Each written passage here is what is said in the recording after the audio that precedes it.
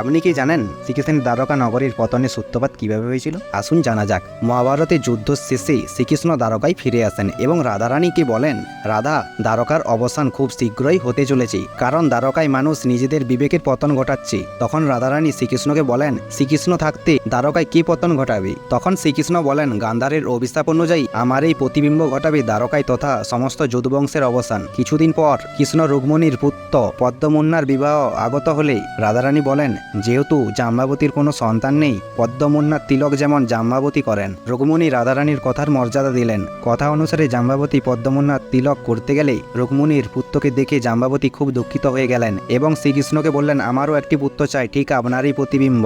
আর এও বললেন, যদি তিনি তার ইচ্ছে পূরণ না করেন তাহলে ইতি লগ্ন অনুষ্ঠানে যোগ দিবেন না। শ্রীকৃষ্ণ বুঝতে পারলেন গান্ধারীর অভিশাপের সূত্রপাত এখান থেকেই হতে চলেছে। তখন শ্রীকৃষ্ণ বললেন, জাম্বাবতী, তোমার যা ইচ্ছে তাই অবশ্যই পূরণ হবে।